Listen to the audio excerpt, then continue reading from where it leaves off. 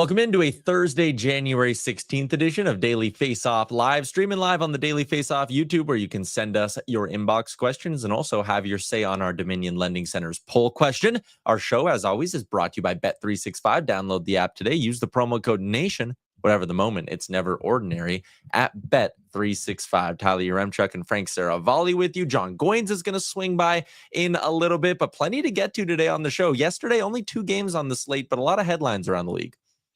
Yeah, look, this season has been not short of storylines and news items all year long.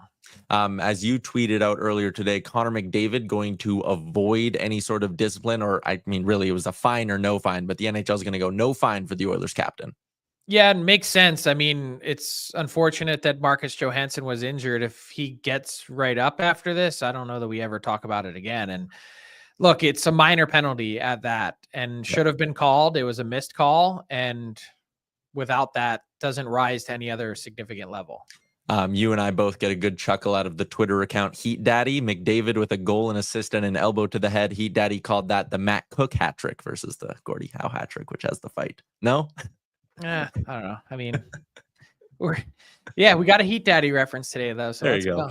All right. Our Dominion Lending Center's poll question up now in our chat. It is, who is your Jack Adams pick? Couple of options there. We'll dig into that in just a second. We're going to get Jon Goyens' take on that as well. But first, Frank, let's start with one of the results last night. It's the Buffalo Sabres. They get outshot 37-24. They actually don't register a single shot in the third period, despite scoring a goal. But a Ryan Mcleod hat trick fuels the Sabres, and that hat trick goal where he doesn't even touch the puck, no one gets credit with a shot on net. It really is one for the ages, I suppose.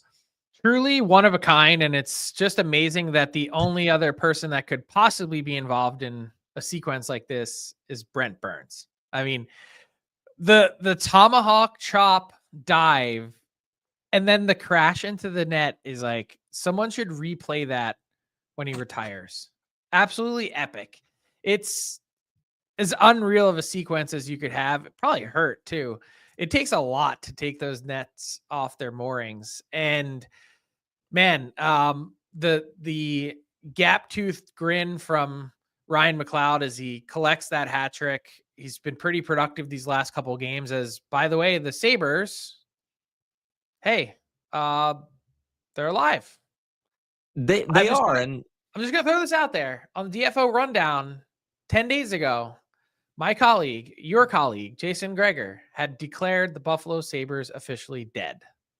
And I mean, listen, they're still 8 points, 9 points out of a playoff spot. And part of the issue here, like, we're going to talk about the Blue Jackets in the coach's room, but they've won 6 of their last 10, the Sabres. The Blue Jackets win 8 of their last 10. They've won 5 in a row. So Buffalo, despite playing better hockey, it's cruel, but they've lost ground in terms of trying to catch Columbus. And I mean, listen, they got to walk before they can run. So you got to get ahead of the Islanders. And I really do think you have to take this one game at a time. But a 9-point gap with half the season left is not like an insurmountable gap to close.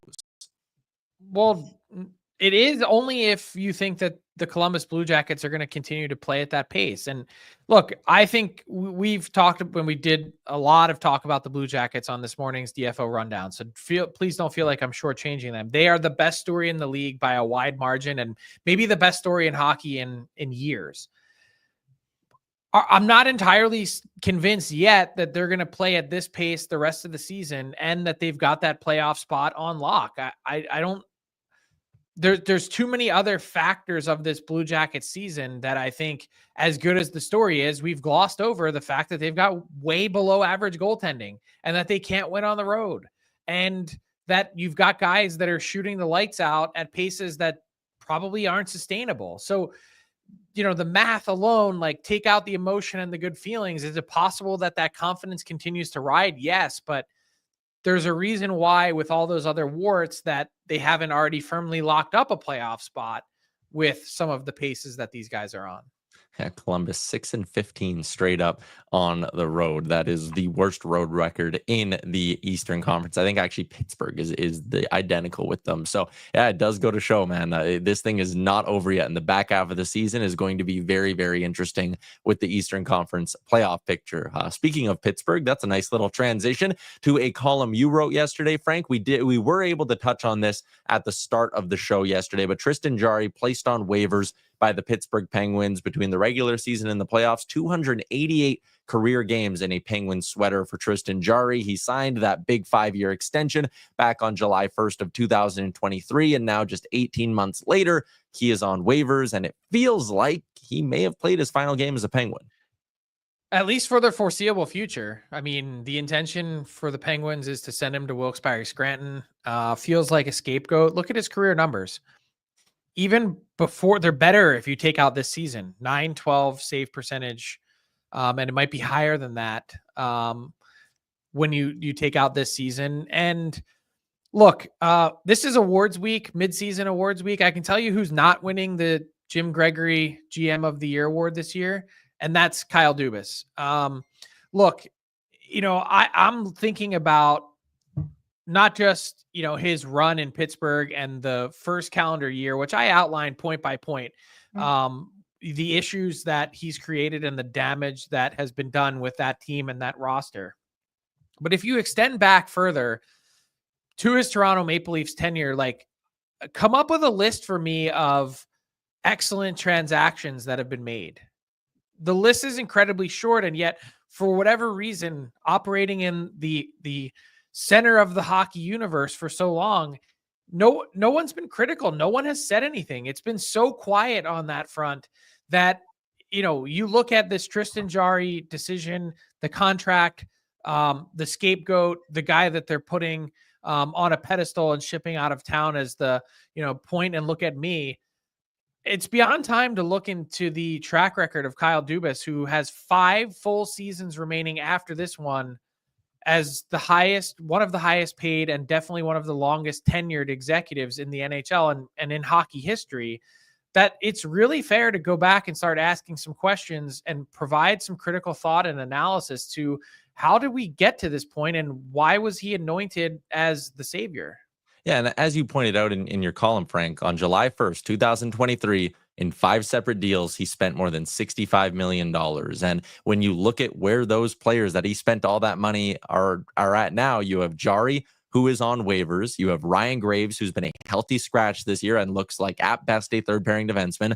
Riley Smith traded, got a couple of middling picks for him. Erik Karlsson's been fine, but again, in the context of that deal, that hasn't worked out the way they wanted. Achari paid a 4th liner. Nieto paid a 4th liner. Lars Eller traded for mid-round draft picks. He went 0-for-7. It's hard to do. I mean, and I outlined it in a lot more depth than that. And people thought that it was me putting an opinion saying that Ryan Graves is an untradeable asset. That's fact. He's been healthy scratched, has 0 points in 31 games. I know defenseman, it's hard to get 0 points in 31 games. You would think by accident you get an assist off of someone's ass on a shot that you send to the net. Here we are. And he's got 4 years left at $4.5 million.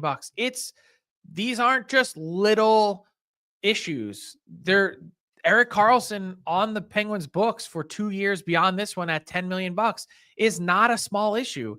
His point production dropped from 101 points in San Jose by 45 points 1 year later in Pittsburgh. He wasn't what they needed then. And if you want to make the argument, they were able to get off of some Ron Hextall contracts, I'd make the argument that the team would be better suited with those players than with Karlsson. A contending team would love Mikael Granlund on their roster with the way he's played in San Jose the last year and a little bit. So yeah, I'm with you, Frank. And there is a Pittsburgh tie-in to our deadline countdown article today, which is the idea of the in-house rental or the own rental versus trade bait. You're a team that is close to the playoffs. You have a player on your roster who's a pending UFA, and it's like, okay, do we keep them and risk letting them walk for nothing, or do we get some draft picks or future assets for them? And some of the names that Matt Larkin had laid out, there's Patrick Kane in Detroit, there's Ryan Lindgren in New York, Marcus Pettersson of the Pittsburgh Penguins, Ivan Provorov in Columbus, and Karel Vejmelka with the Utah Hockey Club. A couple of interesting kind of scenarios here. Like, I tend to look at Patrick Kane and go, I feel like the Red Wings are going to keep him with how well they're playing and, again, how long their playoff drought is. I think you want to keep your chips. For me, names like Pettersson, that's the guy that if you're Pittsburgh, Pettersson's not going to be the difference between you going on a heater and making the playoffs or not. Get some future assets and start stockpiling a little bit. How much can you realistically expect to get for Pettersson, though? That's the question. I think the harder decision is going to come down to someone like Provorov. The defense market is so thin that as much as the Blue Jackets are right in the thick of this right now, and he wants to be there, can you really afford to pass up on another first-round pick? Plus? Yeah, I mean, hey, if Provorov's getting you that, if Provorov's getting you a first plus, is it not unrealistic to think Pettersson in a weak market gets you just a first? Probably not. Pettersson is not nearly the skill set and capability of Provorov. And then that brings us to Utah and Vejmelka. And look, he has had a really good season. He has kind of, in a way, saved Utah Hockey Club's season because Connor Ingram discussed really for the first time publicly last week some of the personal off-ice issues that he was going through, an illness with his mother. And I think we can all relate to how difficult that would be to play through. But when he's been on the ice, he's really struggled. And so, Ingram entered the year as this team's bona fide starter and another one of those great stories around the league.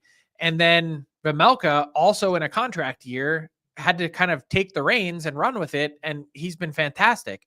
The problem for Utah is there's not really much of a goalie market. I think the Canes right now are the only team looking. And that said, it's still a limited price point that they're willing to pay. So I'm going to go out on a limb and say, if I'm, and this sounds funny to say, but if I'm the manager in all 5 of those markets, I'm hanging on to all 5 of those guys. See, and where I disagree on one in particular is a guy like Ryan Lindgren. If you're New York, can you get a third for him or something like that in that range? Like, I know Joe asked, could you get a first? You're not getting a first for Ryan Lindgren with how he's played so far this season, but can you take those assets and then flip them and just give yourself a bit of a fresh look, give your room a jolt, maybe even get someone who has some term? Like, can you use these rental pieces, get assets? And even if you're maybe spending a little bit more, you're not depleting your system when you do go to try add to your current group. Do you kind of get my line of thinking? I do, but here's the thing. I would still bet on the Rangers to make the playoffs. Yeah. If you actually sort it by points percentage, they're 2 wins away from being in the playoffs. They've just played fewer games than a lot of teams. And I mean, I don't know. I just look at it. I still think the Rangers, they're too talented to be in that muck. They are night and day different than, to me, the Penguins, the Flyers, and probably even the Blue Jackets.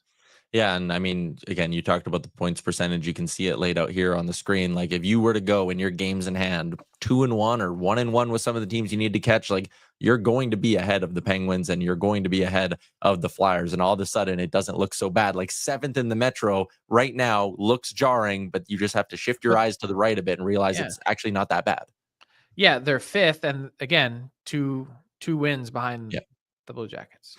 All right, let's continue along. It's our midseason awards week here on the show, and with Jon Goyens coming up next, it's a perfect time for us to talk a little coaching. Frank and the Jack Adams, a somewhat wide open race. Pat, I think we have the odds board up for the way things are shaping out on the betting front. And I shouldn't say wide open. Carberry is the odds-on favorite, but I guess where I'm coming from, Frank, is I think there are a lot of really good other candidates. I think Dean Evison in Columbus deserves to be getting a lot of love. I think Ryan Huska in Calgary deserves a lot of love in this conversation. And I think Jim Hiller is right up there as well. Like, I'm not totally sold that Carberry should be this big of a favorite. I don't think so at all. And I love the work that Spencer Carberry has done in Washington. It's been eye-opening over these 2 years. And he would have been a really strong candidate last year, to be honest. But to me, it's really Dean Evison in Columbus. He would be number 1 if I were submitting a ballot right now. Again, take us back to, September, October, unimaginable tragedy. And it's not just that, but this team plays with so much more structure. Their attention to detail is there. It's a positive vibe. It's there. Everything about this Columbus team feels different than last year. And look, Evason's not in control of all of that, but I think what it is a reminder that he's a really good coach. And if you think back to his track record in Minnesota, it's no different than what, Jim Montgomery had in Boston or Jay Woodcroft had with the Oilers. And Jay Woodcroft, by the way, went down to the wire with Dean Evason for this Columbus job. And I think someone that would have been wholly deserving. Both these guys, good coaches, get another crack. And Evason has shown us what a difference he can make. Yeah, I honestly, as lame as it is, I would probably have Evason as my 1-2, and I think I agree with you. Jim Hiller in LA is another one. Like, again, he's kind of flying under the radar a little bit because he's not as flashy of a name, but the fact he's gone in there and with the injuries the Kings have had, he's totally shifted not just the vibe around there, but the way they play. Like, to me, that is a team where like the coaching fingerprints are all over that team getting off to a great start. Yeah, and if you really want to talk coaching fingerprints, and I know that this isn't how the award works, but name a more consistent team this season and structured team than the Vegas Golden Knights and Bruce Cassidy. Yep, we got. I think for my money, he's a top 3, top 5 coach in the league. Yeah, and we talk a little bit about the way some of these awards are viewed, and a lot of times, yeah, people just look at the Jack Adams and go, okay, who's the most surprising team this year? And then you give it that way, but like, I think you're bang on with Vegas. If you look at a team that is just really well coached, Vegas deserves a lot of love in this conversation. And Bruce Cat, like, why not just give it to the truly best coach more?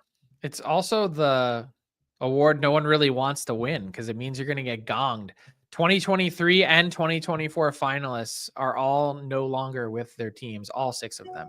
Yeah, our resident Caps fan Jeremiah was saying, I don't want Carberry winning the Jack Adams, and he doesn't want the Capitals winning the President's Trophy. Finish second in that race and have Carberry finish third on the ballot. That's bullshit, though. The President's Trophy curse. Percentage-wise, the President's Trophy team historically has like a 25% chance to win the cup. If I can get a 25% chance to win a championship, I'm winning it every time. Yeah, I do always get a chuckle out of that one because you're right. When you sit down and do the math, it's like, oh, no, yeah, it's just the best team going into the playoffs. They usually do have a good chance of winning.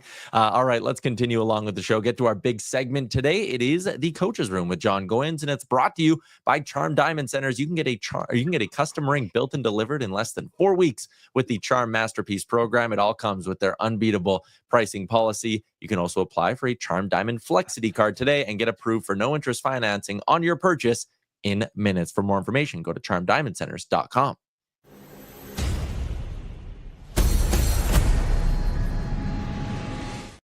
Find him on Twitter at gourmet_hockey, and he is the former QMJHL head coach who joins us every week, Jon Goyens. Jon, before we get into the Columbus Blue Jackets, which was your project this week, let me ask you, who's the coach of the year at the midway point? My vote, I thought he was going to do great work when he got hired by Washington last year. My vote still is Spencer Carberry. I think he's got really a lot out of certain players, like a Pierre-Luc Dubois, right? Pierre-Luc Dubois all of a sudden he's not coachable. He doesn't compete enough, and this and that and the next thing. You watch Pierre-Luc Dubois play. You look at Alexei Protas play. You look at the fact that, yeah, Ovechkin's almost on a goal per game basis or scoring rate. And you look at the players that have gone there, and it's almost like a resurgence in their play. Chychrun all of a sudden is like the stud that I guess he should have been 5 years ago. And you look at how hard they play. You look at the consistency they play.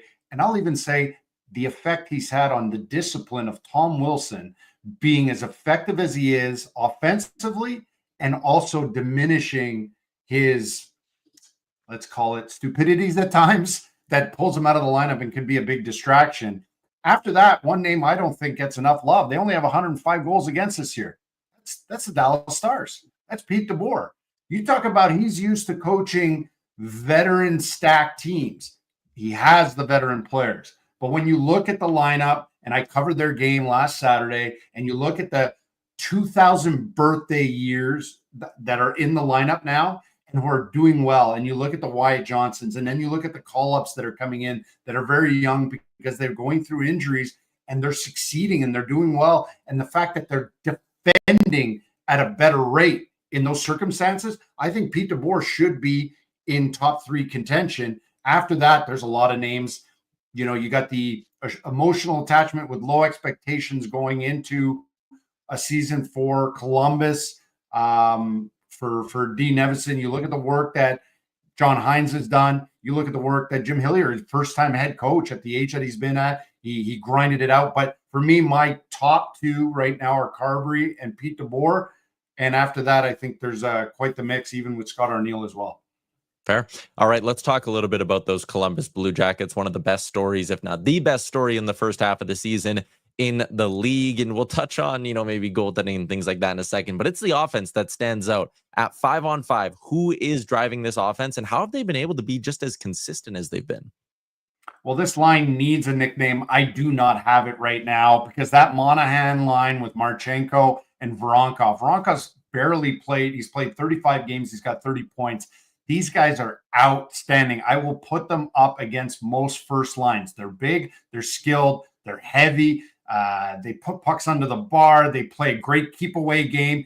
And then, of course, you have Zach Werenski. I think it's been really the 4 guys, and Ken Johnson getting a lot of time on the power play, on the first power play unit. But I think that those top 4 guys have been absolutely outstanding. And the Monahan line has just been so consistent. And they're doing it against everybody. You're a bottom end team, you're a top end team. You've got to have these guys circled because they will make you pay on a nightly basis. So let's fire up some of these clips and we'll see the contributions from those 4 guys that I've mentioned in Werenski, Marchenko, Monahan, and Voronkov. And we'll start with Werenski, right? Like he's going to follow his guy all the way out to the blue line, picks his pocket, and he's gone. He's a smooth skater, great skills, puts it in. Same game. 4th guy on the rush. He tags up, he follows his guy, and watch how quickly he recognizes free space. He gets there, boom, option, and this is quick to defend, quick to jump into the rush. And now they're playing a creep game. They creep back door, don't force the F3 shooter. He leads the breakout with a quick rim. Here's a flip. Quickly up ice against Montreal, and Marchenko's ability to score from range. He's got an absolute cannon. And now it's a bit of keep away. Use the yellow dashers to play keep away. Let that puck travel through the trapezoid, and guess what happens? It opens up free space on the weak side. Voronkov, simple hockey, go low to high. Jordan Harris goes, I got bodies at the net. You look, Joseph was all over Voronkov, and he's able to fight through that. And now you get in on the forecheck. Voronkov, poise, cycle it down, seal off the first post, and then Voronkov again, hunting towards the net. And when in doubt, you just got to get the puck up. And Voronkov, that balance between cheating and being responsible and being an option, and he stretches that ice as quickly as possible. And you got to be ready for that when you're playing with a Monahan type. And then watch this pass by Zach Werenski. Little hide and go seek behind the net with Monahan, pops out the other side. And this last clip, everybody thinks Monahan's too slow. Dropped his stick in the corner defending, and watch the poise. Out of sight, out of mind, doesn't rush himself into a jam play, and he's got the tap in. Yeah, so smart. I was curious when you played that one clip and we saw Werenski dive into that open space. Is that more an awareness thing or is that an effort thing? It's actually a strategy thing that not a lot of teams use, because most teams want to turn the defensive zone into quadrants. And so they'll want to play 3 versus 5, 3 offensive guys versus 5. So everybody always talks, all the pundits, all the so-called experts, you got to hit the F3. The F3 is going to be a shooter. But when you're playing 3 versus 5, that shooter hits pads, he hits sticks. So what a lot of smart teams have been doing lately is you use that guy. I call him Jackie Moon. I got that from Alex Killorn when he was playing in Tampa. Jackie Moon, think about the movie. Jackie Moon, semi-pro. He'd kick it in, he'd kick it out. He didn't want to shoot it, right? Kick it in, he's covered by everybody, he kicks it out. Well, that's what you're doing, kind of a power play mentality. You kick it into the bumper. The 5 guys on the quadrant think, hey, we got this guy.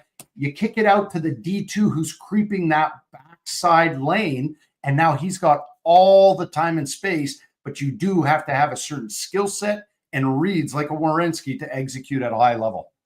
Yeah, that's interesting. And so many eye-opening players. I'm glad you highlighted Marchenko. The points have been out of this world, but just high intelligence too. So when you have those same cast of characters that are on that potent power play, do you think their opponents will be able to halt the momentum they derive from the power play in the absence of Monahan?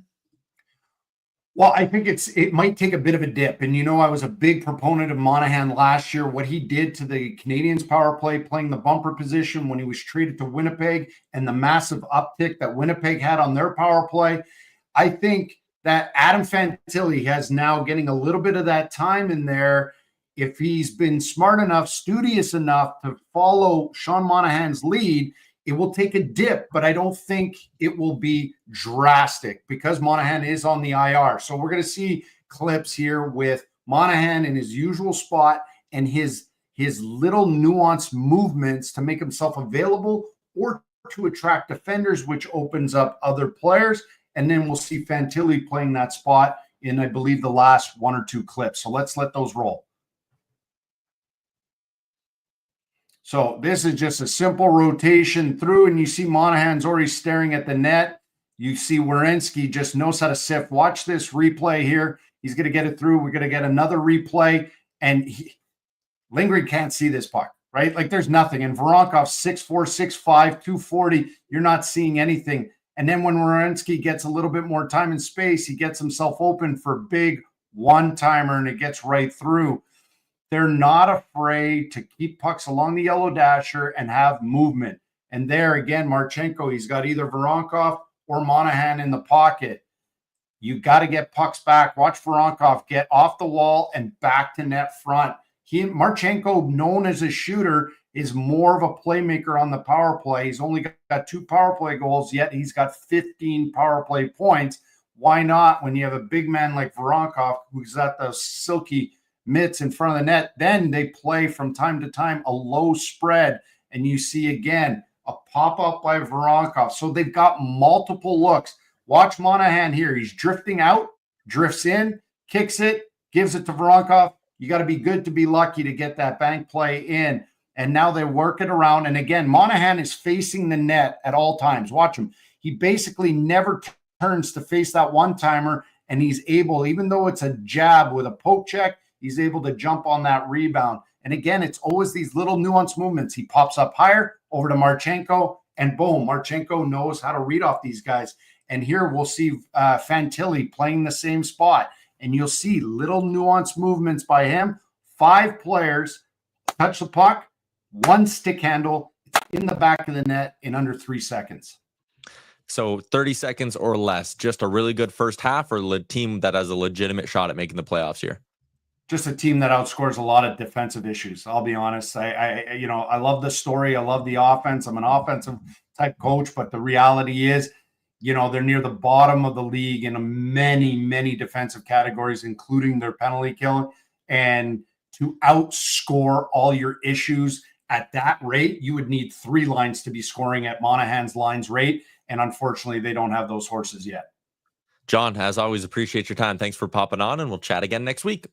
Thanks, guys.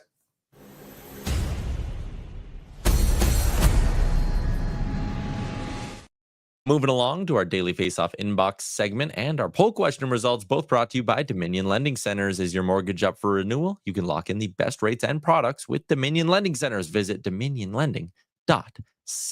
Great hit there with Jon Goyens. Frank, let's wrap up the Jack Adams talk with our poll question results. What did we end up getting here, Pat? Do we have the results ready to go? We gave 3 options. It was Carberry, Evison, Hiller, and then the other one was just a blank other. And we did get a lot of different names thrown into the other conversation as well, Frank. But you're standing with Dean Evison?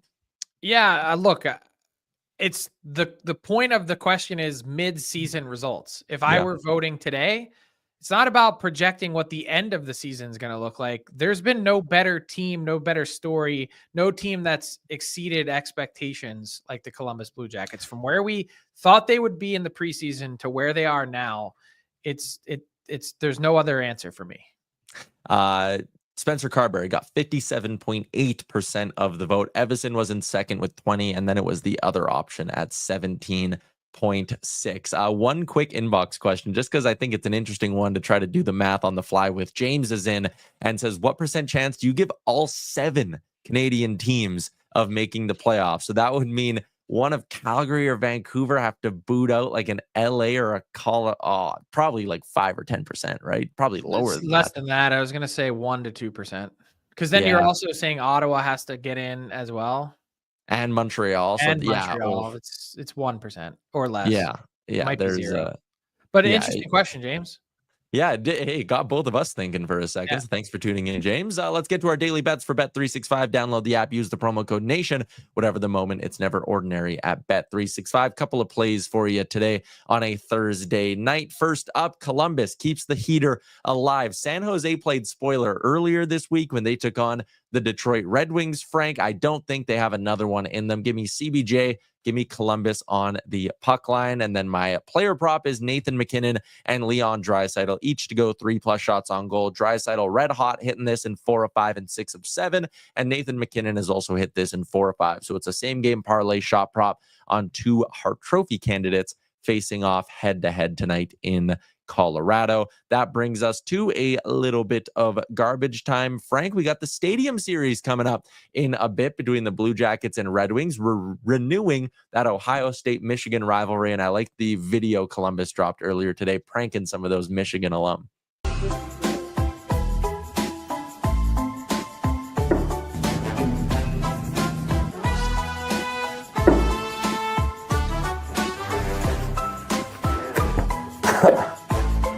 I mean, there's no way, right? I don't think we're wearing this. Who did that? I think I'd scratch myself, maybe. Oh, wow. Ooh, this is cool. Looks good. Looks sharp. Wow. Clean. Nice little silver down at the bottom. These are great. Yeah, that's sick. I love the OSU Michigan connection. And Frank, I like that they didn't lean into it too much. Like it was like the color schemes just don't work. Like you couldn't put the blue and maize into a Red Wings jersey. I don't know if you saw a few weeks ago, Notre Dame played outside at Wrigley Field and they totally changed their colors and they tried to do something like with the Cubs. And I was like, that doesn't work. But if the Red Wings were suddenly to wear maize and blue, that's you can't mess with tradition. So I like that they kept it within their own realm. I like to see the cannon more featured more. And I actually like the clean look of what Detroit's got going with the script. It's different. They have such an iconic logo. It hurts to put it on the shoulder, but I think this is the way to do it if you're going to try and mix it up. Also, I like Detroit with the little nod to Michigan. They got the stripe down the center, and then they also did football helmet style, almost like the Eagles, but the winged wheel coming off the ears on the side. I thought the whole thing is really, really cool. That's nice work for the Stadium Series. We went late today, but there was a lot of good stuff, and we'll continue it tomorrow on the show as well. Everyone in the YouTube, you were great. Enjoy the big slate on a Thursday night, and we'll chat with you tomorrow, noon Eastern.